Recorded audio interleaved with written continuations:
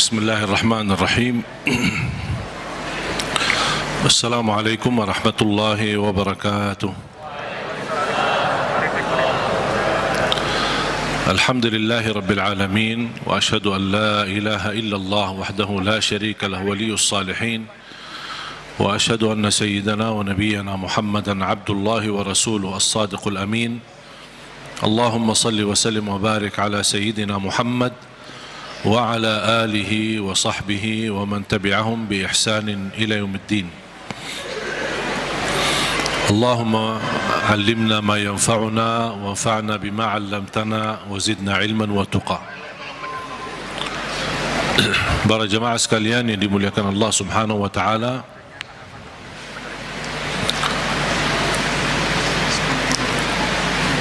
begitu luar biasa kemuliaan Al-Quran untuk kita. Kita terpilih menjadi umat Nabi Muhammad sallallahu alaihi wasallam, menjadi ummatul Quran.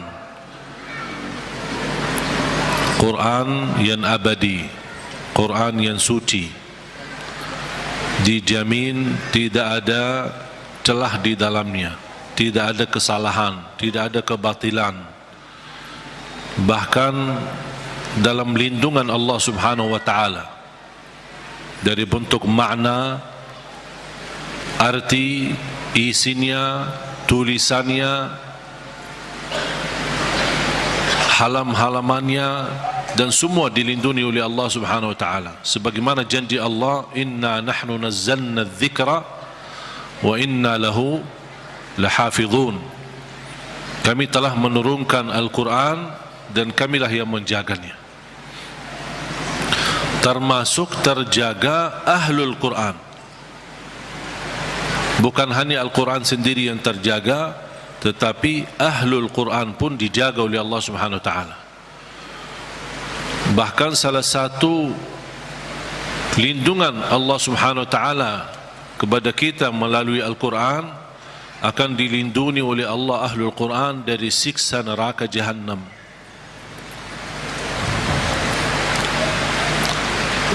Artinya, kalau ada seorang ahlul Quran tapi masih berlaku dosa maksiat, dan seandainya dihukum oleh Allah untuk masuk neraka sementara, untuk disucikan dan membersihkan dari dosa dan maksiat, neraka pun tidak akan mampu menghanguskan kulitnya dan tidak akan mampu membakar hatinya, karena isinya Al-Quran.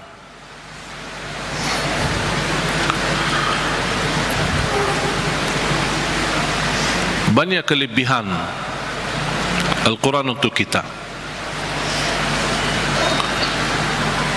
Surah yang paling agung di dalam Al-Quran suratul Fatihah. Ayat yang paling agung di dalam Al-Quran ayat Al-Kursi. Suratul Fatihah, kalau boleh saya artikan dialog sama Allah, berdialog dengan Allah. Setiap satu ayat kita baca, Allah jawab kita.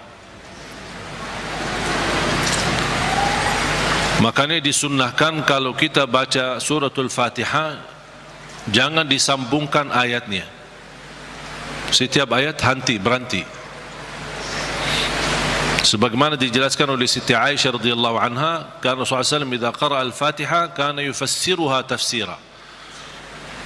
Ketika Rasulullah SAW membaca suratul Fatihah, seperti dia mentafsirkan suratul Fatihah, saking pelan-pelan dan bertahap-tahap membaca ayat-ayatnya suratul Fatihah, menunjukkan beradab sama Allah Subhanahu wa taala, kehormatan, karena dia sedang berdialog dengan Allah melalui bacaan suratul Fatihah.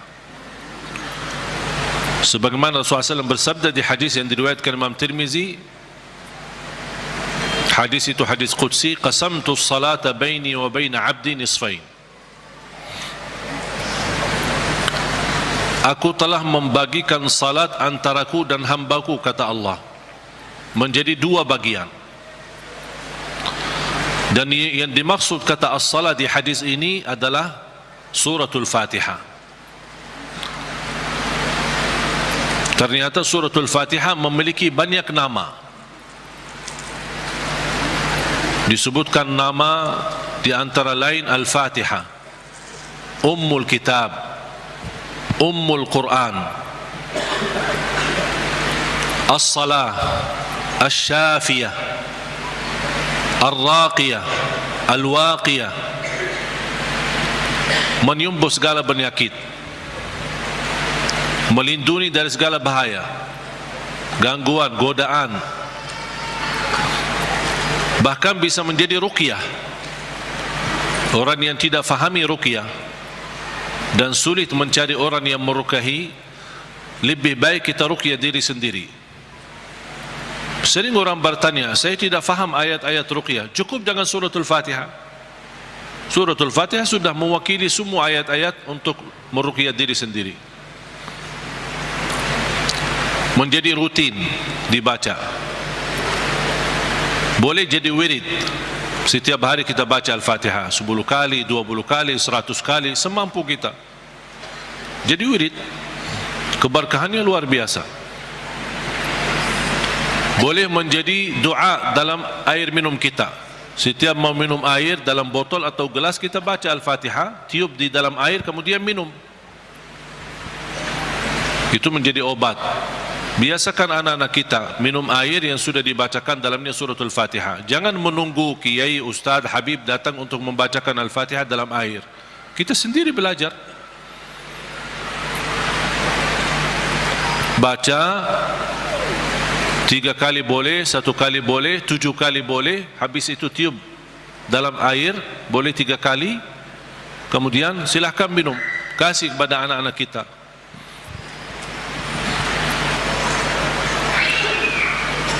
Al-Fatihah sebagai obat menyembuhkan penyakit kita.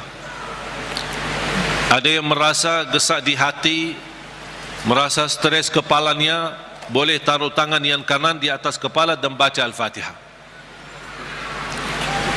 Di atas dada kita baca Al-Fatihah. Itu sungguh subhanallah. Al-Quran sebenarnya seluruh Al-Quran, seluruh isi Al-Quran itu obat. Qul huwa lilladzina amanu hudan wa shifa. Sungguh Al-Quran itu petunjuk dan obat, menyembuhkan penyakit bagi orang-orang yang beriman. Berarti Al-Quran menyembuh penyakit hanya berlaku bagi orang yang beriman. Yang tidak beriman tidak berlaku.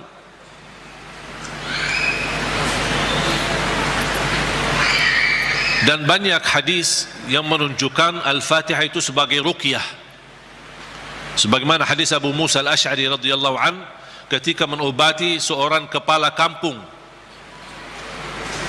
yang sambat sakit, kemudian dibacakan Al-Fatihah. Kemudian faka'annama nashita min iqal, sampai dia sembuh seperti tidak pernah sakit sebelumnya. Dan mereka mencerita ketika mereka pulang ke Madinah bertemu Rasulullah SAW, mereka mencerita apa yang terjadi bersama orang kampung. Di antaranya kepala kampung yang sedang sakit, dibacakan Al-Fatihah, dia sembuh. Rasulullah SAW bersabda, wa ma yudrika annaha ruqyah. Dari mana wahai Abu Musa kamu tahu itu ruqyah? Itu menunjukkan Rasul setuju dengan perilaku Abu Musa Al-Asy'ari. Kembali kepada hadis yang diriwayatkan Imam Tirmizi, hadis yang qudsi, qasamtu salata baini wa baina abdi nisfain. Aku telah membagikan salat antaraku dan hambaku. Ini Allah yang sedang bicara di hadis qudsi itu. Berarti salah satu nama suratul Fatihah As-Salah namanya. Kenapa dinamakan As-Salah? Karena tidak sah salat kita tanpa suratul Fatihah. Qasamtu salata baini wa baina abdi nisfain.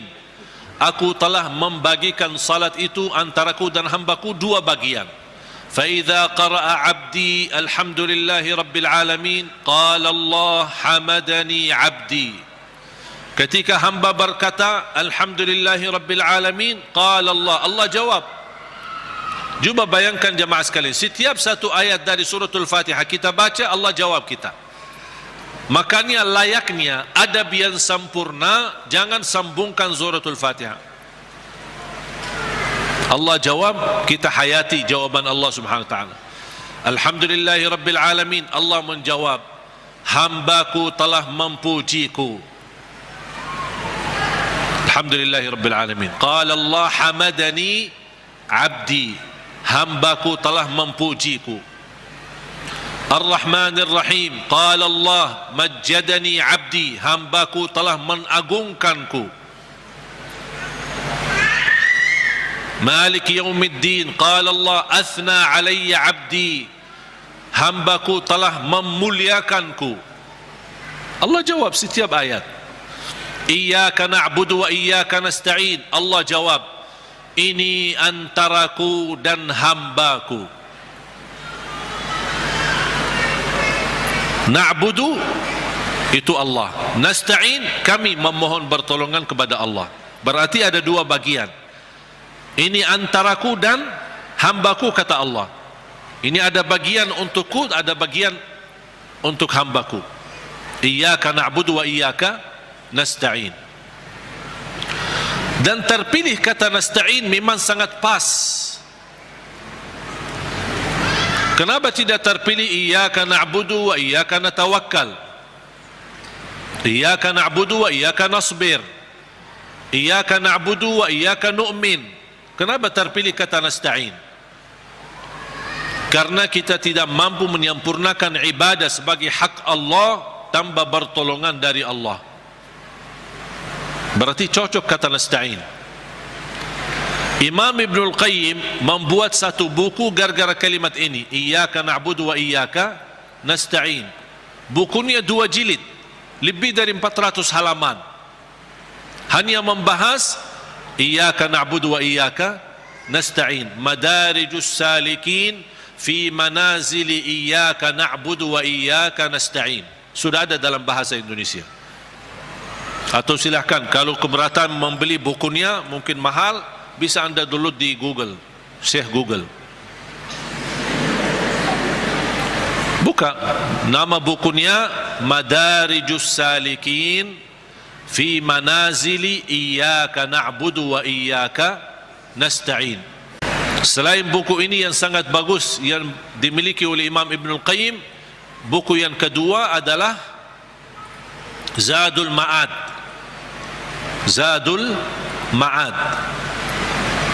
Kata guru saya, fantasnya dan layaknya setiap orang muslim menyimpan buku ini di samping tidurnya, di tempat tidurnya. Sebelum mau tidur, baca walaupun 1 halaman dari buku itu. Kenapa? Karena buku Zadul Ma'ad termasuk buku yang terbagus membahas ibadah-ibadah dan sehari-hari Nabi Muhammad. Dan kita bisa terapkan setiap hari. Ini baca amalannya apa, ini baca amalannya apa. Gimana tidurnya Rasul, gimana ibadahnya Rasul, gimana zikirnya Rasul, gimana makanannya Rasul, gimana perginya dan jalannya Rasul. Itu semua dibahas dalam buku itu, Zadul Ma'ad. Silakan buka di Google juga. Banyak Syekh Google hebat itu, semua ada. Karya Imam Ibnul Qayyim. Kalau anda bisa beli 2 buku ini atau bisa download di internet, itu sangat bagus. Sudah ada dalam bahasa Indonesia.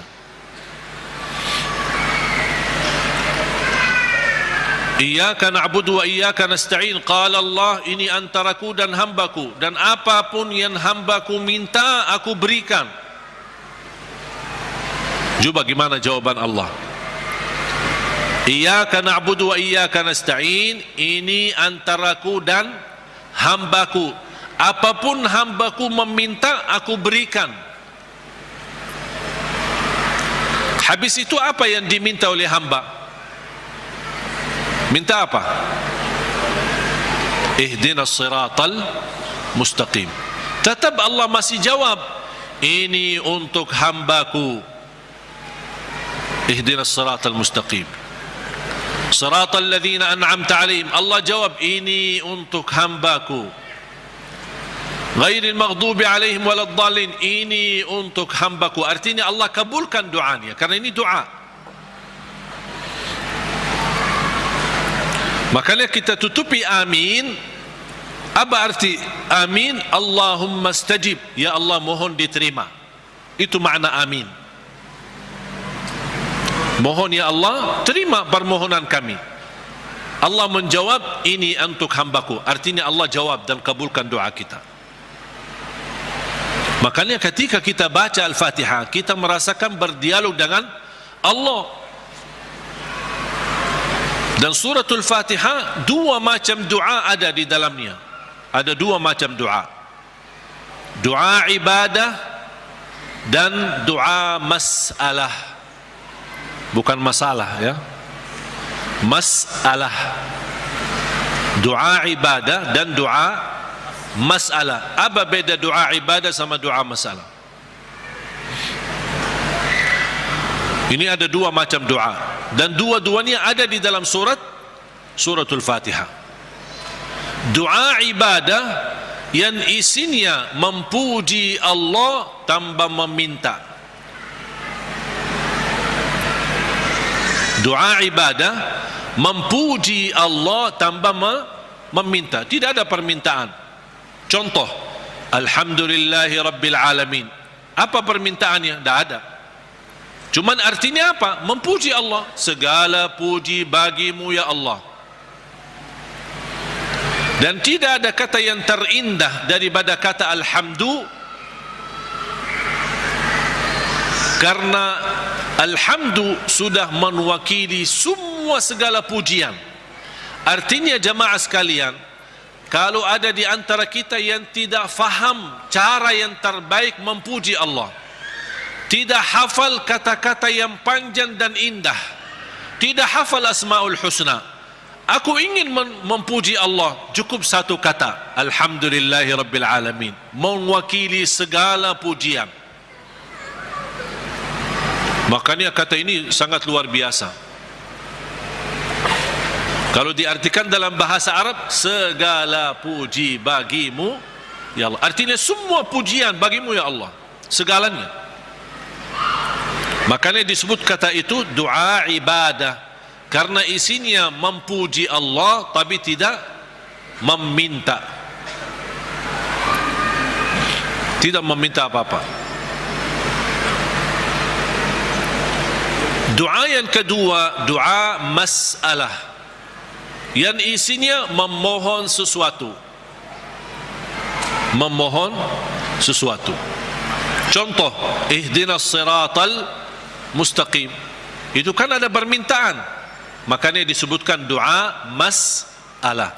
Layaknya setiap kita berdoa diawali dengan doa ibadah, baru masuk kepada doa masalah. Itu adab, tata cara doa. Jangan langsung baru berdoa, ya Allah ampuni ya Allah. Puji dulu, karena Allah senang mendengar pujian hamba. Allah senang. Buat Allah senang dulu, baru minta. Dan itu sudah dibuktikan oleh suratul Fatihah. Makanya saya selalu berkata, bagi orang awam yang tidak bisa berdoa, tidak mampu doa, tidak hafal doa, atau tidak memfahami bagaimana bisa berdoa, dia cukup membaca Al-Fatihah mewakili semua doa. Karena isinya doa ibadah ada, memuji Allah tanpa meminta, dan juga ada isinya doa masalah. Boleh enggak saya baca Al-Fatihah supaya anak saya mendapatkan hidayah, supaya anak saya disembuhkan oleh Allah, supaya saya dapat jodoh, supaya saya diberikan kemudahan? Doa. Al-Fatihah mewakili semua doa bagi orang yang tidak faham doa atau tidak bisa berdoa.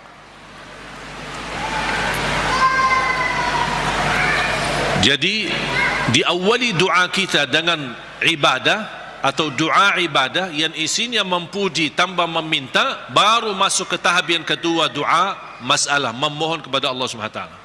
Dan juga tolong jamaah sekalian perhatikan, habis dibacakan Al-Fatihah sampai iyyaka na'budu wa iyyaka nasta'in,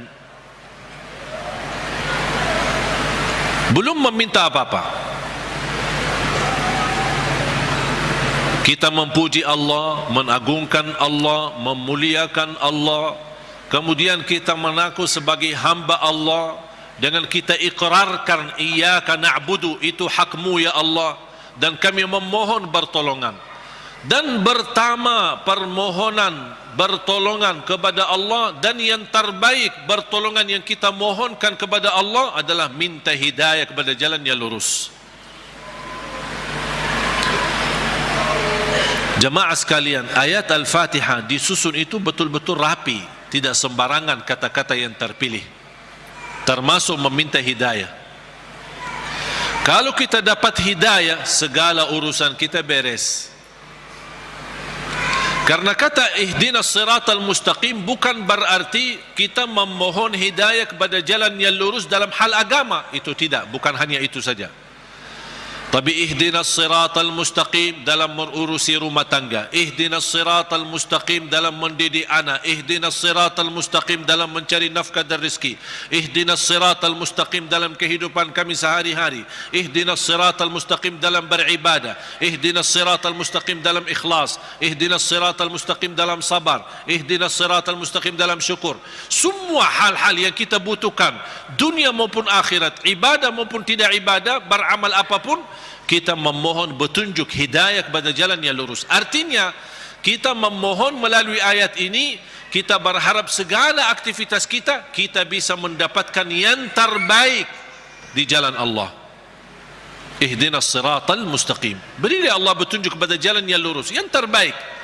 Yang terbaik ikhlas, yang terbaik rumah tangga, yang terbaik mendidik anak, yang terbaik dalam menjaga diri, yang terbaik melindungi diri, yang terbaik mencari nafkah dan rezeki, yang terbaik mencari kerjaan yang baik, yang terbaik dalam beribadah, yang terbaik dalam tahajud, yang terbaik dalam majlis ilmu, yang terbaik dalam menghafal Al-Quran. Semua kita berharap melalui ihdinas siratal mustaqim sudah termasuk segala yang kita inginkan, dan kita hanya meminta bukan sesuatu yang baik, tapi yang terbaik.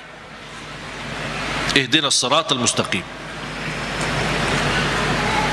Contohnya seperti apa? Siratal ladzina an'amta alaihim. Ya Allah, kami memohon petunjuk kepada jalan yang lurus sebagaimana ada hamba-hambamu yang telah mendapatkan karunia nikmat-nikmatmu. Siratal ladzina an'amta alaihim. Ya Allah, kami ingin dapat seperti mereka.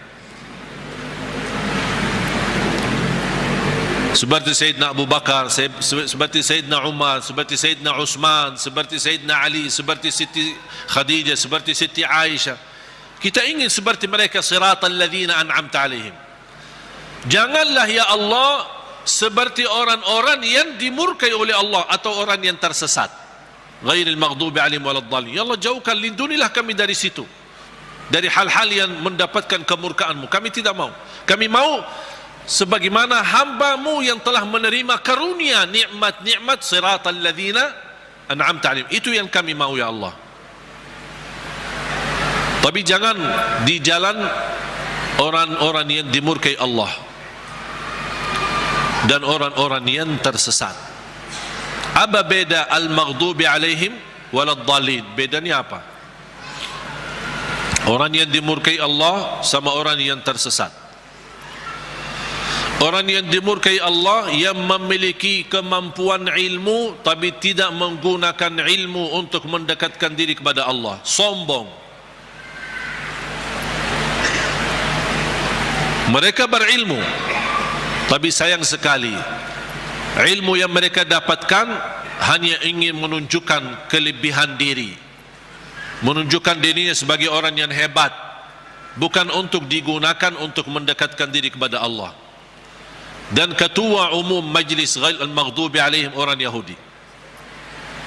Ketua umum majlisnya orang Yahudi. Yahudi adalah kelompok atau golongan yang berilmu, tapi mereka mendapatkan kemurkaan Allah karena mereka tidak pernah menggunakan ilmu tersebut. Justru kecerdasan mereka dengan kehebatan ilmu mereka, mereka menggunakan untuk susahkan umat. Paling hebat ilmu ekonomi Yahudi, paling hebat ilmu media Yahudi. Makanya sekarang mereka seluruh media itu dimiliki oleh Yahudi. Ekonomi dunia dikuasai oleh Yahudi. Karena mereka punya ilmu, tapi mereka kenapa kuasai? Bukan untuk digunakan untuk kemudahan bagi manusia, tapi justru mereka menggunakan untuk kemanfaatan buat mereka sendiri. Makanya Allah murka terhadap mereka.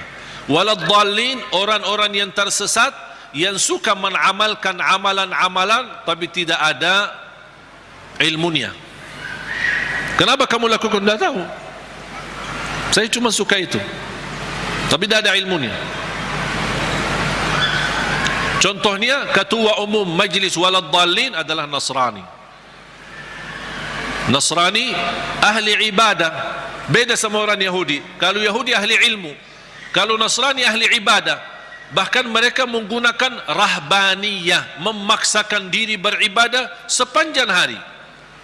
Sampai ada yang mendiamkan diri di sebuah tempat yang tidak bisa ditinggalkan, tidak mau nikah, tidak mau makan daging, tidak mau makan ini segala. Ini semua dilakukan oleh mereka. Itu yang tidak ada dasarnya, berlebih-lebihan. Islam melarang kita berlebih-lebihan beribadah. Sebagaimana ada 3 orang ketika datang ke Madinah mendengar betapa ibadah Rasulullah SAW, sambil salat tahajud, sambil bangka kakinya. Kita pernah enggak bangka kaki kita? Pernah, ketika begal, capek urus dunia, bukan karena tahajud. Bagaimana SAW puasanya, gimana SAW tahajudnya, gimana SAW ibadahnya. Ada 3 orang mendengar berita-berita, sambil mereka merasa, aduh, kalau Nabi Muhammad begitu luar biasa ibadahnya, gimana kita? Sambil ada di antara mereka yang berkata, kalau memang begitu ibadah Rasulullah SAW, saya akan berpuasa, tidak akan buka. Artinya mau berpuasa setiap hari, sepanjang hayatnya, sepanjang hidupnya. Bukan tidak makan sama sekali, tetap makan, tapi maksudnya setiap hari mau puasa sampai mati. Yang satu lagi kata orang, saya akan tahajud, tidak akan tidur.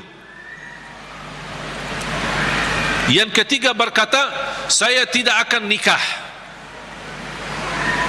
Karena dia merasa terhina, atau merasa dirinya rendah, atau merasa dirinya tidak ada artinya dibanding ibadah Rasulullah SAW. Kalau Rasul saja yang diampuni Allah begitu luar biasa hebat ibadahnya, aku merasa malu, ya udah saya tidak mau nikah. Mengapa? Agar saya kosongkan waktu saya untuk beribadah, mendekatkan diri kepada Allah. Ada di antara mereka yang di riwayat lain disebutkan, saya tidak mau makan daging. Berita ini, bercakapan mereka ini, berbicaraan mereka ini sampai ke telinga Rasul. Rasul naik mimbar. Ma balu aqwamin, menapa ada kaum atau berkataan seperti ini? Inni la atqakum lillah wa akhsyakum lah. Aku yang paling takwa kepada Allah dan paling takut kepada Allah. Aku tahajud dan tidur, aku puasa dan buka puasa, aku makan daging atau juga nikah. Rasul menceritakan ini semua tidak akan menghalangi kita kalau kita mau bersungguh-sungguh beribadah. Itu yang disebutkan kata rahbaniyah yang sering dilakukan oleh Nasrani. Makanya kita memohon petunjuk pada jalan yang lurus, tapi jangan sampai kepada jalan yang dimurkai Allah atau jalan yang tersesat. Kami tidak mau punya ilmu tapi tidak pernah gunakan ilmu untuk mendekatkan diri kepada Allah. Saya tidak mau juga beramal tanpa ilmu, karena saya khawatir nanti jadi orang yang tersesat. Amin. Allahumma terima. Ya Allah, mohon diterima.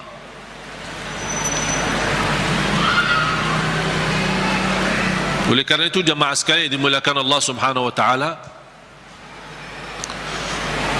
coba betapa mulianya suratul Fatihah.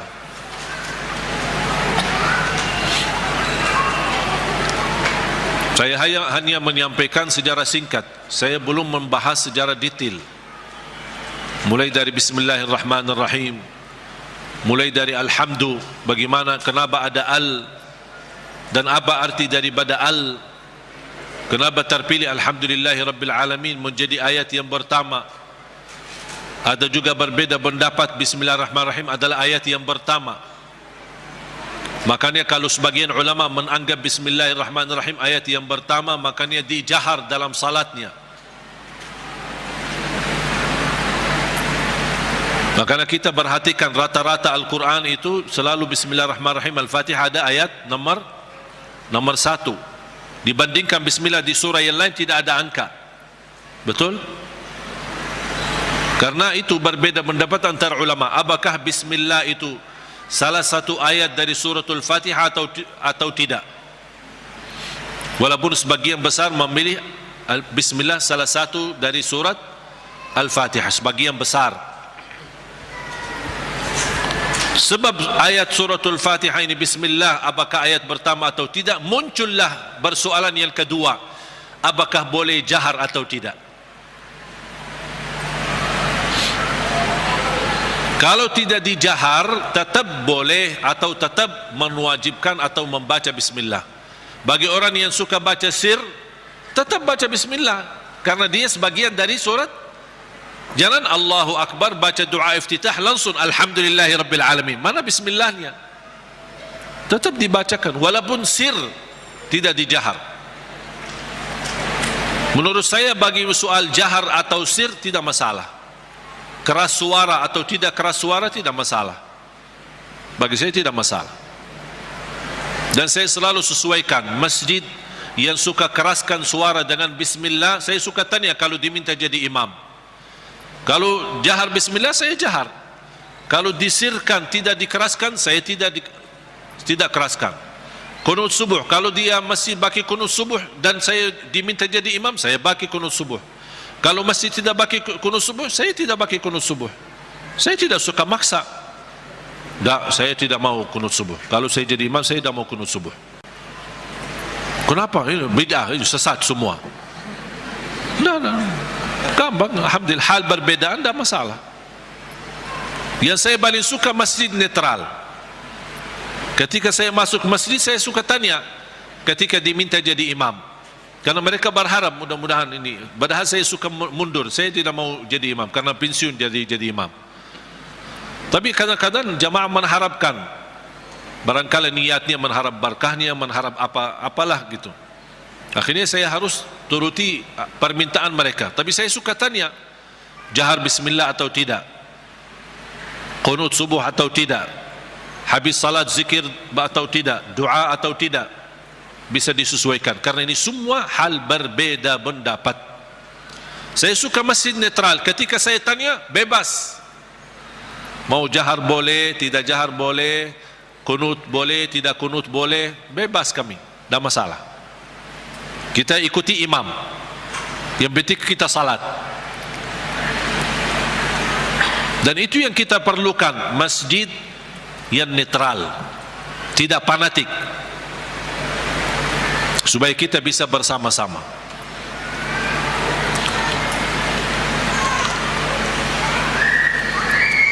Bismillahirrahmanirrahim. Kalau kita hitungkan Al-Fatihah berapa ayat? Berapa? 7. Itu sudah disepakati. Itu sudah disepakati. 7 ayat. Sekarang gimana kita bisa jelaskan? Kalau Bismillah sebagian dari suratul Fatihah, gimana kalau kita hitungkan ayatnya? Ayo kita mari sama-sama hitung. Bismillahirrahmanirrahim 1, Alhamdulillahi Rabbil Alamin 2, Ar-Rahmanir-Rahim 3, Maliki Yawmiddin 4, Iyyaka na'budu wa iyyaka nasta'in 5, Ihdinas siratal mustaqim 6. Berarti tinggal berapa? 1 ayat. Siratal ladzina an'amta 'alaihim ghairil maghdubi 'alaihim waladdallin. 1. Berarti jadi berapa? 7. Bagi ulama yang pendapat Bismillah tidak sebagian dari suratul Fatihah, tidak dihitung sebagian dari ayat suratul Fatihah, berarti ayo coba kita hitung. Kalau dikeluarkan Bismillah, mari kita hitung ayat pertama apa? Alhamdulillahi Rabbil Alamin 1, terus Ar-Rahmanir-Rahim 2, terus 3, 4, 5.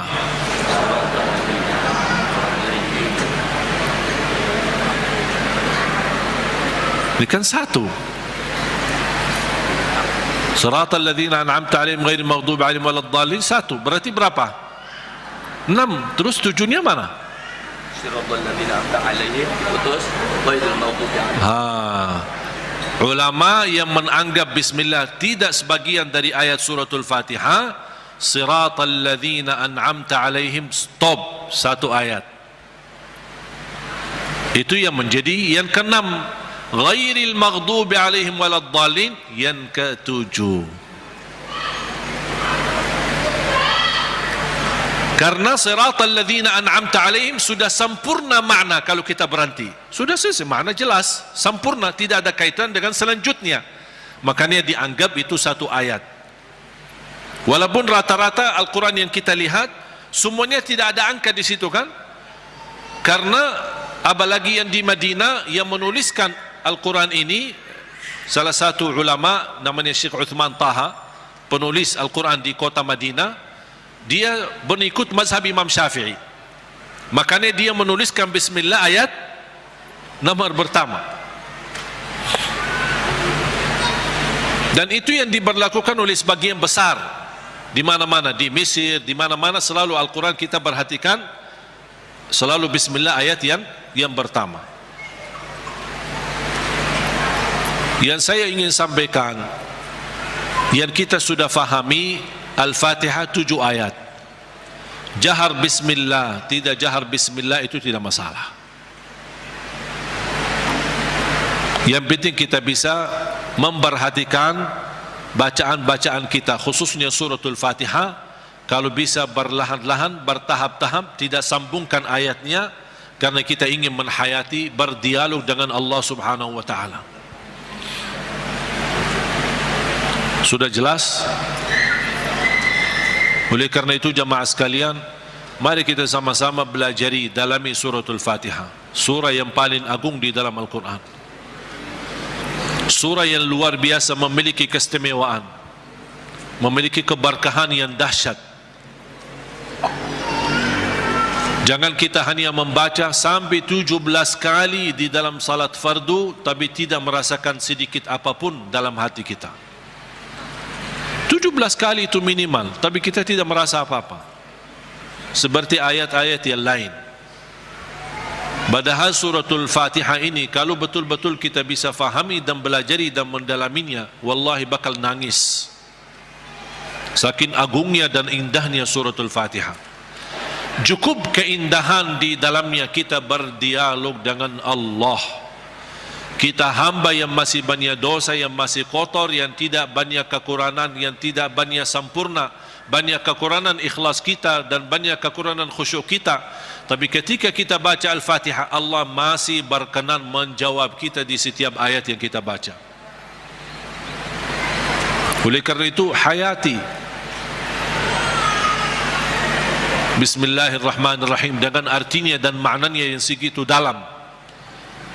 Alhamdulillahi Rabbil Alamin, segala puji bagimu ya Allah. Dan Allah menjawab kita, hambaku telah mempujiku. Makanya saya senang ketika baca Al-Fatihah, apalagi kalau lagi sendirian, lebih menikmati. Ketika jadi imam memang terbatasi. Kalau kita ingin berlama-lama baca Al-Fatihah ketika jadi imam, orang takut nanti di belakang fikir kita lupa ayatnya. Alhamdulillahi Rabbil Alamin, Ar-Rahmanir Rahim. Kita kan lagi hayati, jadi bingung kan. Diam sebentar aja langsung dijawab. Saya ingin menhayati, memberi kesempatan Allah menjawab saya agar saya bisa merasakan jawaban Allah. Ar-Rahmanir Rahim, Maliki Yawmiddin,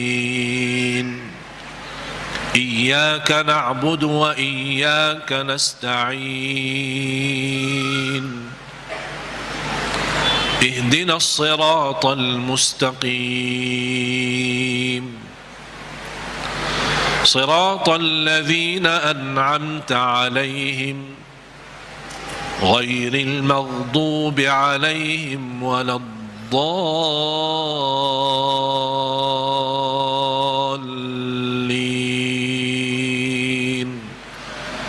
Amin. Amin sama seperti baca Yasin. Gimana baca Yasin? Yasin. Gitu ya? Betul? Gimana? Yasin. Gimana baca Yasin? Yasin. Amin. Kita sering waladdallin. Amin. Apalagi anak-anak. Amin. Yasin. Sebagaimana dijelaskan oleh Imam Ibn Kathir rahimahullah dalam tafsirnya. Mudah-mudahan pertemuan ini kita kupas walaupun sedikit dari suratul Fatihah. Mudah-mudahan insyaAllah menjadi bahan ilmu buat kita untuk ke depan kita bisa menghayati dan bisa dalam membaca suratul Fatihah di dalam salat maupun di luar salat, kita bisa merasa tersuntuh hati kita. Kalau Al-Fatihah ini bisa nyambung ke hati kita, itu subhanallah luar biasa.